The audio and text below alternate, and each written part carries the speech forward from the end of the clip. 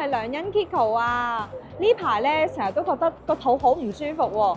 咁啲人話預防勝於治療啊嘛，所以今日嚟到銅鑼灣呢一邊咧，我就想試下一間體檢中心喎。呢間體檢中心咧，朋友講話唔錯喎，帶大家去睇下先啦。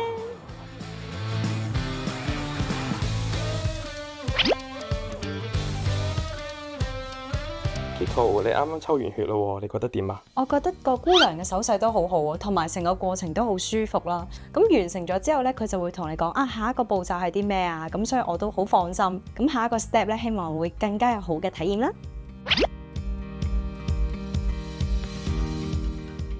Kiko，你係咪做完超聲波啦？係啊，今日已經做咗2種唔同嘅超聲波，分別咧上半 part 咧就係睇甲狀腺啦，下半 part 咧就睇其他內臟嘅。咁但係咧做呢一個超聲波咧，我就要飲好多水，要飲6至7成嘅儲水量咧先睇得清晰嘅。做嘅過程咧就會搽啲啫喱喺上邊啦，所以其實都冇乜感覺，好舒服嘅。做完體檢啦喎，你覺得今日整體嚟講點樣啊？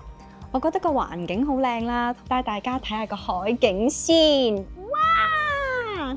仲見到會展㗎，同埋啲姑娘真係好細心，咁個好詳細咁樣講解成個流程咧，即係對於一個用戶嚟講咧，係一個好窩心嘅感覺。有冇啲咩想同觀眾呼籲呢？啊，咁呢樣嘢真係好需要喎，因為預防勝於治療。